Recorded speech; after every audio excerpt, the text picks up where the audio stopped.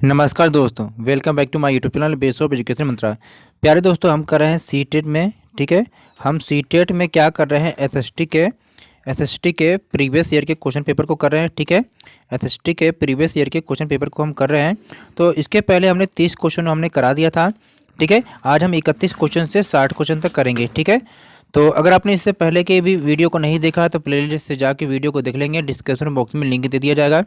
Class 6 to 8 की NCERT के most important question को भी करा दिया गया। ठीक है, उसको भी जरूर देखेंगे। ठीक है, तो चलिए शुरू करते हैं। पहला क्वेश्चन यहाँ पर दिया गया है, यानी कि जो 31 क्वेश्चन है पहला रहेगा यहाँ पर। ठीक है, 30 क्वेश्चन करा दिया गया है दोस्तों, ये 30 क्वेश्चन से आगे है। ठीक है, कि संविधान यह सुनिश्चित करता है कि भारत की यानी हमारा संविधान यह सुनिश्चित करता है कि शासन की व्यवस्था केवल कुछ विशेषाधिकृत लोगों को सम्मिलित नहीं करती, जो सभी के लिए निर्णय है। यहाँ सरकार के विभिन्न स्तर हैं जो संविधान से ही अपनी ताकत और अधिकार प्राप्त करते हैं। ठीक है, प्राप्त करते हैं। ठीक है, अब आपको बताना कि यह भारतीय संविधान के निम्नलिखित विशेषता की व्याख्या करता है, यानी यह किस विशेषता की व्याख्या करता है ये आपको बताना है। ठीक है, तो यहाँ पर आपको आंसर दिख गया होगा, यानी कि ऑप्शन ए यहाँ पर राइट हो जाएगा, संघवाद। ठीक है, ऑप्शन ए यहाँ पर राइट हो जाएगा, संघवाद। संघवाद के बारे में जान लेते हैं कि हमारा संविधान यह सुनिश्चित करता है कि शासन की व्यवस्था केवल कुछ विशेषाधिकृत लोगों को सम्मिलित नहीं करती है, जो सभी के लिए निर्णय ले। यहाँ सरकार के विभिन्न स्तर हैं जो संविधान से ही अपनी ताकत और अधिकार प्राप्त करते हैं। यह भारतीय संविधान के संघवाद विशेषता की व्याख्या करता है। ठीक है, संघवाद मूल रूप से एक द्वैध शासन प्रणाली है जिसमें एक केंद्र और कई राज्य शामिल होते हैं। संघवाद संविधान की मूल संरचना के स्तंभों में से एक है, जैसा कि सर्वोच्च न्यायालय ने एसआर बॉम्बई बनाम भारत संघ मामले में दोहराया था कि राज्य संघ के महज उपांग नहीं है और संघ को यह सुनिश्चित करना चाहिए कि राज्यों की शक्तियों को कुचला नहीं जाएगा। ठीक है दोस्तों, अगर आपको इसकी पीडीएफ चाहिए तो हमारे टेलीग्राम ग्रुप से जरूर जुड़ जाएंगे। ठीक है, चलिए अगला क्वेश्चन है कि इनमें से कौन सी स्थिति भारत के एक शहर में आए प्रवासी मजदूर की अवस्था को सबसे करीब से दर्शाती है। ऑप्शन ए यहाँ पर करा कि बाबू शहर के मुख्य बाजार में एक पक्का दुकान का मालिक है जिससे उसे पूरे वर्ष आय मिलती है। दूसरा कहा जा रहा है कि राजन एक ठेले पर दिन में सामान बेचता है और रात होने पर उसी में सो जाता है। ठीक है, दूसरा कहा जा रहा है कि जॉय एक नए शॉपिंग मॉल में ब्रांडेड कपड़ों का शोरूम खोलता है।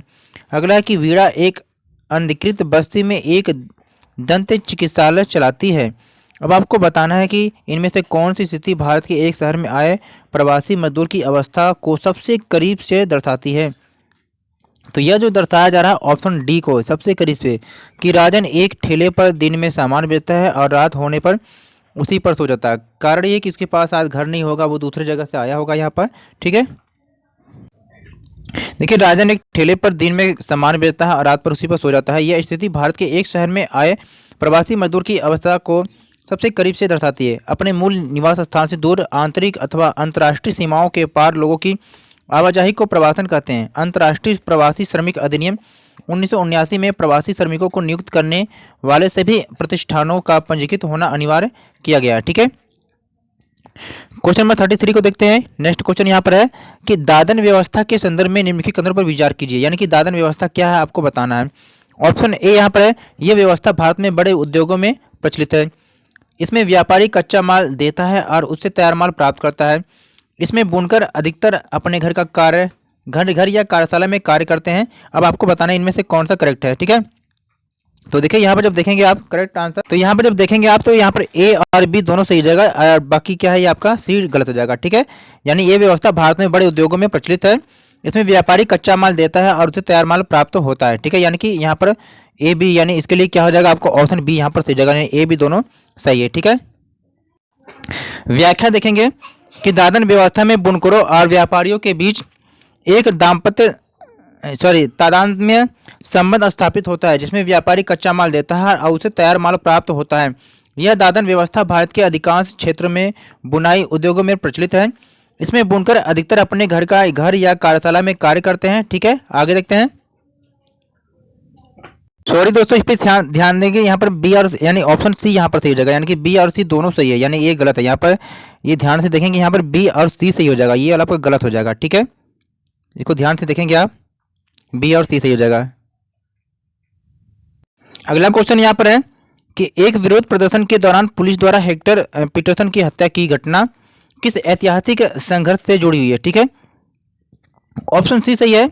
दक्षिण अफ्रीका में रंगभेद नीति के खिलाफ ये संघर्ष चल रहा था। ठीक है, तो यहाँ पर देख लेंगे कि एक विरोध प्रदर्शन के दौरान पुलिस द्वारा हेक्टर पीटरसन की हत्या की घटना दक्षिण अफ्रीका में रंगभेद नीति के खिलाफ संघर्ष से जुड़ी है। रंगभेद प्रणाली ने लोगों को उनकी त्वचा के रंग के आधार पर विभाजित करने का कार्य किया है।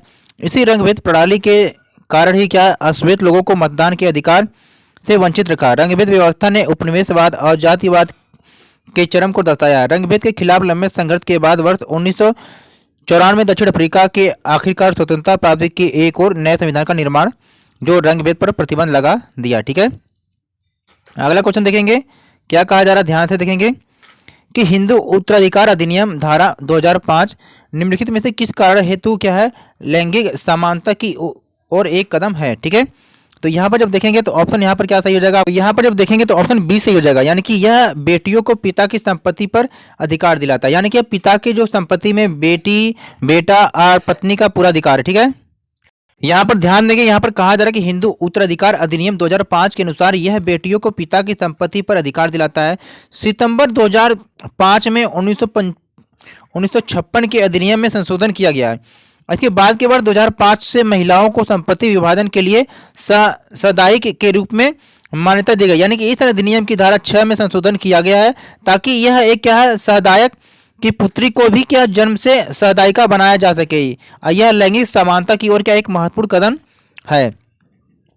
अगला क्वेश्चन यहाँ पर ध्यान से देखें कि भारतीय रिक्त स्थान के दिन को याद करने के लिए गणतंत्र दिवस मनाते हैं। तो ऑप्शन सी यानी कि भारतीय संविधान के लागू होने के दिन को याद करने के लिए गणतंत्र दिवस मनाते हैं। ठीक है, यहाँ पे देखेंगे कि भारतीय संविधान के लागू होने के दिन को याद करने के लिए गणतंत्र दिवस मनाते हैं। भारतीय संविधान की मूल संरचना भारत सरकार अधिनियम 1935 पर आधारित है। यानी कि भारत का जो संविधान है 26 नवंबर 1949 को अंगीकृत किया गया था और 26 जनवरी 1950 को लागू किया गया था। ठीक है, और 26 जनवरी के दिन क्या प्रतिवर्ष क्या गणतंत्र दिवस के रूप में मनाया जाता है। अगला क्वेश्चन यहाँ पे देखेंगे कि राम्या एक बेकरी में सहयोगी कर्मी के रूप में काम करती है। उसे उसके मालिक का महंगा मोबाइल फ़ोन चुराने के झूठे आरोप में अभियुक्त बनाया जाता है, परंतु वह अपनी खराब आर्थिक स्थिति के चलते अपने बचाव के लिए वकील नहीं कर पाती है। उसके केस का प्रतिनिधित्व करने के लिए भारतीय संविधान के किस अनुच्छेद के अनुसार राज्य द्वारा वकील दिया जाएगा। यानी अगर कोई भी व्यक्ति ऐसा गरीब है जो अगर उस पर कोई केस होता है तो वह अपने बचाव के रूप में अगर वकील नहीं कर पाता है तो उसको क्या है कि आर्टिकल 39A के द्वारा क्या है एक वकील मुहैया कराया जाएगा। ठीक है, सरकार की तरफ से। यानी यहाँ पर देखेंगे ऑप्शन बी यहाँ पर सही हो जाएगा। ठीक है, यानी कि भारतीय संविधान के भाग 4 अनुच्छेद 36 से 51 में क्या है राज्य के नीति निर्देशक तत्व के बारे में कहा गया है। यह आयरलैंड के संविधान से लिया गया है। कौन नीति निर्देशक तत्व, ये 42वें संविधान संशोधन यानी 1976 के द्वारा अनुच्छेद 39A में कहा गया है कि राज्य गरीबों को निःशुल्क कानूनी सहायता प्रदान करेगा। दिए गए प्रश्न में भी रम्या को अपने ऊपर लगे झूठे आरोप को सही साबित करने के लिए 39A के तहत राज्य द्वारा वकील दिया जाएगा। ठीक है, अगला क्वेश्चन है दोस्तों, यहाँ पे ध्यान से देखेंगे कि कथन ए और कारण आर को पढ़िए तथा उपयुक्त विकल्प का चयन कीजिए। कथन को पढ़ते हैं कि ऊपरी न्यायालय के फैसले नीचे की सारी न्यायालयों को मानने होते हैं। बी कह रहा कि भारत के पास एकीकृत न्यायिक व्यवस्था है। ठीक है, अब यहाँ पे देखेंगे कि ऑप्शन ए यहाँ पर सही हो जाएगा। क्यों सही हो जाएगा कि देखो ए और आर दोनों सही है और आर ए की व्याख्या करता है। यानी कि ऊपरी न्यायालय के जो भी फैसले होते हैं वह नीचे के सारी जो न्यायालयों को मानने होते हैं। कि भारत का सर्वोच्च जो न्यायालय है वो न्यायिक समीक्षा की शक्ति के साथ देश का शीर्ष न्यायालय भी है। भारत एक संघीय राज्य है एवं इसकी एकल तथा एकीकृत न्यायिक प्रणाली है जिसकी त्रिस्तरीय संरचना है, अर्थात सर्वोच्च न्यायालय सबसे ऊपर है जो पूरे देश में एक है। उच्च न्यायालय हर राज्य के लिए होता है। अधीनस्थ न्यायालय यानी कि हर राज्य में जो जिला होता है इसको अधीनस्थ न्यायालय या जिला न्यायालय भी कहते हैं। ठीक है, अगला क्वेश्चन यहाँ पर है कि निम्नलिखित कथनों ए बी सी पर विचार कीजिए। ठीक है, कथन ए है तवा मत्स्य संघ का गठन तथा तवा बांध के निर्माण के खिलाफ हुआ था। बी कहा जा रहा है कि तवा मत्स्य संघ का गठन मध्य प्रदेश के जंगल निवासियों के जीवन निर्वहन के लिए बांध पर मछलियां पकड़ने के काम को जारी रखने के अधिकार की रक्षा के लिए हुआ था। सी कह रहा है कि तवा मत्स्य संघ मछुआरों को ऋण भी देने की व्यवस्था करता है। सही विकल्प का चुनाव करना है आपको। तो यहाँ पर जब देखेंगे तो ऑप्शन यहाँ पर क्या सही हो जाएगा, ध्यान से देखेंगे आप, ठीक है। तो ऑप्शन यहाँ पर क्या सही हो जाएगा, सी सही हो जाएगा, यानी केवल बी तथा सी यहाँ पर सही हो जाएगा। तो यहाँ पर जब देखेंगे तो ये आपका बी सही हो गया और सी सही हो गया, ठीक है। चलिए आगे चलते हैं अगले क्वेश्चन की तरफ। देखिए यहाँ पर ऑप्शन सी सही है, यानी कि 1996 ईस्वी में मध्य प्रदेश सरकार ने यह तय किया कि तवा बांध के जलाशय से मछली पकड़ने का जो अधिकार है यहाँ से विस्थापितों को ही दिया जाएगा। तत्कालीन सरकार ने तवा मत्स्य संघ को बांध में मछली पकड़ने के लिए 5 वर्ष का पट्टा, यानी कि जिसको लीज कहते हैं, देना स्वीकार किया और इस तरह 2 जनवरी 1997 को तवा क्षेत्र के 33 गांव के लोगों के लिए नया साल यानी सही अर्थों में आरंभ हुआ, ठीक है। तो तवा मत्स्य संघ मछुआरों को ऋण देने की व्यवस्था भी करता है। अगला क्वेश्चन यहाँ पर ध्यान से देखेंगे, क्या कहा जा रहा है कि जनजाति भाषाओं के बारे में दिए गए निम्न कथनों को पढ़िए, ठीक है। संथाली भाषा का अपना बड़ी मात्रा में प्रकाशन होता है, जिनमें इंटरनेट पर पत्रिकाएं भी शामिल हैं। दूसरा कहा जा रहा है बी ऑप्शन की जनजातीय भाषाएं संस्कृत से बिल्कुल अलग है और संभवतः उतनी ही पुरानी है। सी कह रहा है, सॉरी, फिर कहा जा रहा है कि सही विकल्प का आपको चयन करना, आपको बताना है कि कौन सा सही है। तो यहाँ पर देखिए ऑप्शन सी यहाँ पर सही हो जाएगा, यानी ए तथा बी दोनों सही है, यानी कि जो ए है और बी, ए बी दोनों बिल्कुल सही है। एक्सप्लेनेशन को आप देख लेंगे, ठीक है। चलिए आगे चलते हैं अगले क्वेश्चन की तरफ। देखिए क्वेश्चन 41 क्या कर रहा है, यहाँ पर ध्यान से देखेंगे कि अगला क्वेश्चन क्या कहा जा रहा है कि निम्नलिखित स्तंभ का मिलान करना, कॉलम एक्स कॉलम वाई, ठीक है। इसमें सामाजिक विज्ञान अधिगम के तरीके हैं, यहाँ पर क्या विवेचन यानी उसका अर्थ है। यहाँ पर दिया है व्यवहारवादी, रचनावादी, बहुविषयक उपागम, अंतर विषयी उपागम। अब आपको मिलान करना, देखिए इसमें क्या ऑप्शन यहाँ पर बी सही हो जाएगा, ऑप्शन बी, यानी ए का दूसरा सही हो जाएगा, यानी कि ए का दूसरा सही हो जाएगा, ठीक है। अब यहाँ से आगे देखेंगे क्या कहा जा रहा है, बी का चौथा सही हो जाएगा, बी का यहाँ पर चौथा सही हो जाएगा, ठीक है। सी का तीसरा सही हो जाएगा, सी का तीसरा सही हो जाएगा और फिर यहाँ पर डी का पहला सही जगह, ठीक है, डी का पहला सही जगह। तो इस तरह से आप सही कर लेंगे, इसको आप देख लेंगे, ठीक है। इसका सही मिलान हो जाएगा कि व्यवहारवादी यानी कि सीमित कौशल और तथ्यों का संचयन, रचनावादी अधिगमकर्ता केंद्रित और प्रासंगिक, बहुविषयक उपागम विषय हमेशा स्वतंत्र होते हैं, अंतर्विषयी उपागम समाकलित ज्ञान में सहायता करना, ठीक है।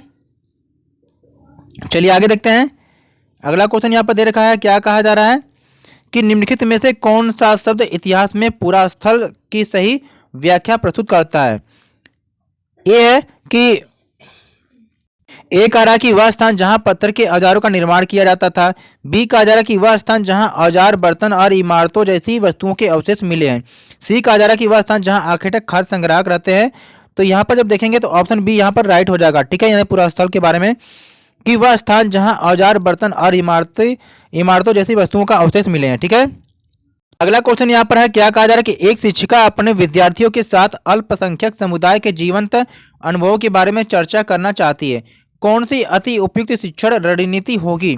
तो यहाँ पर जब देखेंगे तो ऑप्शन डी सही हो जाएगा कि अल्पसंख्यक प्रभुत्व वाले क्षेत्र में लोगों की दैनिक गतिविधियों पर एक प्रस्तुतिकरण वो करेगी, ठीक है। देखिए ये यहाँ पर ऑप्शन है और अनुच्छेद 29 में क्या कहा गया है कि अल्पसंख्यक वर्गों के हितों का संरक्षण सुरक्षा संबंधी अधिकार उल्लेखित है और अनुच्छेद 30 में कहा गया कि शिक्षा संस्थानों की स्थापना और प्रशासन करने का अल्पसंख्यक वर्गों को अधिकार प्रदान किया गया है, ठीक है। क्वेश्चन 44 यहाँ पर है कि प्रारंभिक शिक्षा के विद्यार्थियों को जाति आधारित भेदभाव के मुद्दे से परिचित कराने के लिए निम्नलिखित में से कौन से संसाधन का प्रयोग कर सकते हैं। तो यहाँ पर ऑप्शन डी हो जाएगा, यानी कि बी आर अम्बेडकर के बचपन के अनुभव के वृत्तांत को बताकर, ठीक है। यहाँ पर देखेंगे आप, ठीक है। और चलिए आगे देखते हैं 45 क्वेश्चन देखते हैं कि एक इतिहास की अध्यापिका मौर्य राजवंश का उदय विषय को अपने विद्यार्थी को पढ़ाना चाहती है, निम्नलिखित में से कौन सी शिक्षण सहायक सामग्री की इस्तेमाल उन्हें करना चाहिए। तो देखिए वो क्या करेगी, प्रगतिशील समय रेखा का उपयोग करेगी। क्यों? क्योंकि एक इतिहास की अध्यापिका मौर्य राजवंश का उदय विषय को अपने विद्यार्थी को पढ़ाना चाहती है, इसके लिए उसे प्रगतिशील समय रेखा शिक्षण सहायक सामग्री का प्रयोग करना चाहिए। यानी कि प्रगतिशील समय रेखा भारतीय इतिहास की समय रेखा है जिसमें भारत और इसके पूर्ववर्ती राज्यों में महत्वपूर्ण कानूनी और क्षेत्रीय परिवर्तन तथा राजनीतिक घटनाएं शामिल होती हैं, ठीक है। अगला क्वेश्चन यहाँ पर देखेंगे, क्या कहा जा रहा है कि विविधता के बारे में पढ़ाने के लिए वृत्तचित्र प्रासंगिक है अगर शिक्षक इसका प्रयोग रिक्त स्थान के लिए करता है, यानी कि इसके लिए करता है। ऑप्शन ए है कि एक अनजान भौगोलिक स्थान में जीवन के अनुभव उपलब्ध कराने के लिए करता है। ठीक है, आगे चलते हैं। अगला क्वेश्चन है 47 की एक 7वीं कक्षा की सामाजिक विज्ञान अध्यापिका अपने विद्यार्थियों को ग्राम पंचायत के दफ्तर के दौरे पर ले जाती है। इस शिक्षण विधि के क्या फायदे हैं? ठीक है, तो देखिए इसमें क्या कहा जा रहा है। इसमें एक कहा जा रहा है कि विषय के बारे में प्रत्यक्ष जानकारी जुटाना, विषय के बारे में अतिरिक्त जानकारी देने का प्रभावी तरीका, स्कूली जीवन का सामुदायिक जीवन से संपर्क स्थापित करना। आगे देखते हैं। आगे कहा जा रहा है कि घटनाओं और घटनाक्रम को दर्ज करने की रूपरेखा प्रदान करना। अब आपको कौन सही है? ऑप्शन बी सही हो जाएगा, यानी कि ए, बी और सी सही है, यानी कि ए, बी सही है और डी वाला गलत है। ठीक है, चलिए आगे देखते हैं। अगला क्वेश्चन यहाँ पर क्या कहा जा रहा है कि निम्नलिखित में से कौन सी शिक्षण विधि जेंडर संवेदीकरण को पढ़ाने के लिए सर्वोत्तम है? तो ये ऑप्शन ए है, यानी कि परिचर्चा। देखिए, जेंडर संवेदीकरण को पढ़ाने के लिए सर्वोत्तम जो शिक्षण विधि है वो परिचर्चा है।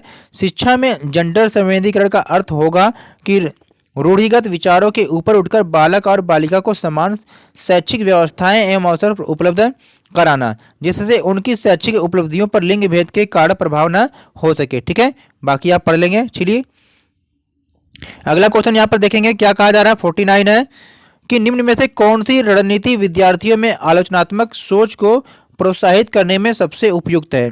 ठीक है, तो ऑप्शन क्या आ जाएगा यहाँ पर? तो यहाँ पर ऑप्शन सी सही हो जाएगा, यानी कि क्या है, विद्यार्थी को पक्षपात पहचानने में मदद करना। ठीक है,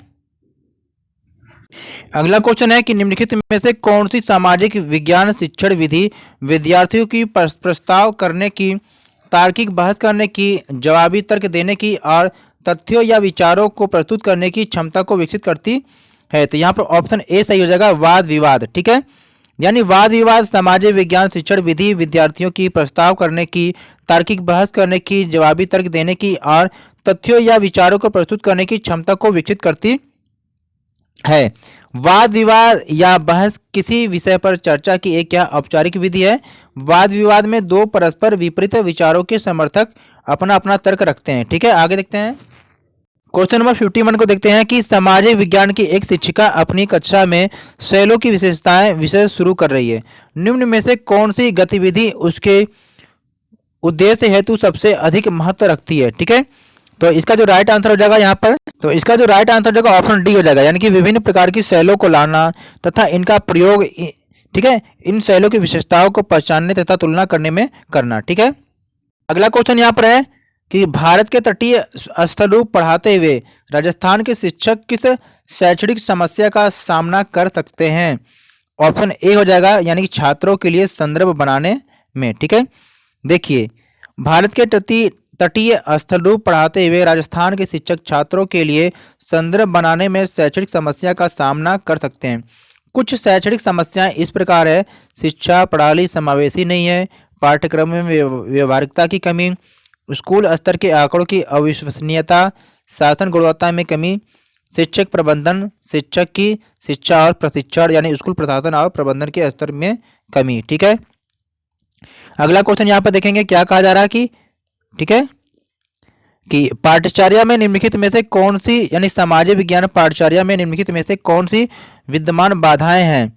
ठीक है, आपको बताना है। एक आ रहा है कि विद्यालय में विद्यमान शिक्षा शास्त्रीय प्रथाएं, अच्छा प्रदर्शन तथा उच्च अंक प्राप्त करने का दबाव, वैज्ञानिक अन्वेषण तथा कौशल निर्माण का अभाव। ठीक है, तो यहाँ पर दोस्तों ऑप्शन ए सही हो जाएगा, यानी कि ए और बी दोनों सही है, नहीं ए और बी दोनों सही हो जाएगा यहाँ पर। ठीक है,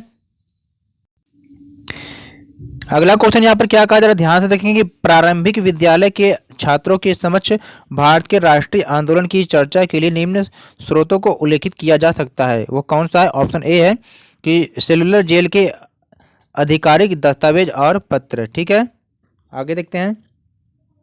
अगला क्वेश्चन यहाँ पर देखेंगे क्या कहा जा रहा है कि सामाजिक विज्ञान की कक्षा में परियोजना विधि का प्रयोग करने का मुख्य उद्देश्य क्या है? ऑप्शन डी यहाँ पर राइट हो जाएगा कि विद्यार्थियों को वास्तविक जीवन में सामाजिक समस्याओं की जांच में संलग्न करना। ठीक है, चलिए आगे देखते हैं। अगला क्वेश्चन यहाँ पर दे रहा है कि निम्नलिखित प्रश्न में कौन सी ज्ञानात्मक प्रक्रिया का आकलन होता है? भारतीय संविधान की मुख्य विशेषताएं क्या है आपको बताना। ऑप्शन ए सही हो जाएगा, स्मरण। ठीक है, स्मरण में ज्ञानात्मक प्रक्रिया का आकलन होता है। यह भारतीय संविधान की मुख्य विशेषताएं हैं। स्मरण यानी याद करना, मनोविज्ञान में अतीत से जानकारी या घटनाओं को पुनः प्राप्त करने का कार्य है, जबकि सूचना को पुनः प्राप्त करने में मदद करने के लिए एक विशिष्ट संकेत की कमी होती है। स्मरण करने की महत्वपूर्ण विधि है खंड विधि, प्रगतिशील विधि, क्रिया विधि, ठीक है, और पूर्ण विधि, मिश्रित विधि। ठीक है, अगला क्वेश्चन यहाँ पर देखेंगे क्या कहा जा रहा है ध्यान से, कि निम्न में से कौन सी कार्यनीति समूह आकलन का हिस्सा नहीं है। ठीक है, तो सी है, यानी कि बाकी ये सारे हैं, आपका सी वाला नहीं हो जाएगा। ठीक है, यानी संत्रात परीक्षा कार्यनीति समूह आकलन का हिस्सा नहीं है, जबकि वाद विवाद, सेमिनार, प्रस्तुति, कक्षा में चर्चा विषय कार्यनीति समूह आकलन का हिस्सा है। ठीक है, आगे देखते हैं अगला क्वेश्चन यहाँ पर क्या कहा जा रहा है, कि निम्न में से कौन सा कथन सतत और व्यापक मूल्यांकन के बारे में सही नहीं है। आपसे सही नहीं पूछा जा रहा है, ये बात का ध्यान रखेंगे आप। देखिए यहाँ पर ऑप्शन ए सही हो जाएगा, क्योंकि आपसे गलत पूछा गया था। ऑप्शन ए यहाँ पर गलत है, बाकी बी, सी और डी सही हो जाएगा। ठीक है, चलिए आगे चलते हैं। 59 क्वेश्चन यहाँ पर दिया गया है, देखेंगे कि लोकतंत्र विषय को शुरू करने से पहले एक अध्यापिका कक्षा में सब इससे संबंधित प्रश्न पूछती है, वह किस तरह का आकलन कर रही है। ऑप्शन ए यहाँ पर सही, यानी कि पूर्व अवधारणा का आकलन कर रही है। ठीक है, चलिए आगे देखते हैं। क्वेश्चन 60 का रहा है कि एक अच्छी तरह से डिजाइन किया गया पोर्टफोलियो होना चाहिए, यानी क्या होना चाहिए। ए कह रहा है कि उद्देश्यपूर्ण और व्यवस्थित, बी कह रहा है कि विद्यार्थी के प्रदत्त कार्यों और गतिविधियों को प्रतिबंधित करने वाला, सी कहा जा रहा है कि विद्यार्थी के एक लंबी समय अवधि के काम का संचयन। ठीक है, आपको बताना। तो जब यहाँ पर देखेंगे तो आपका ए, बी और सी यानी कि तीनों सही हो जाएगा। तो दोस्तों यहाँ पर हमने क्या 60 क्वेश्चन को कंप्लीट कर लिया, यानी 30 क्वेश्चन को पहले पार्ट में और 30 क्वेश्चन को दूसरे पार्ट में, यानी सीटेट में हम सोशल साइंस और पेडागोजी के क्वेश्चन को हमने कंप्लीट किया है। तो इसी तरह से और भी प्रीवियस तरह के क्वेश्चन को देखने के लिए चैनल को सब्सक्राइब कर लेंगे। ठीक है, और वीडियो को लाइक शेयर जरूर करना। अगर आपको इसकी PDF चाहिए तो हमारे टेलीग्राम ग्रुप को ज्वाइन कर लेंगे, डिस्क्रिप्शन में लिंक दिया गया है। Thank for watching.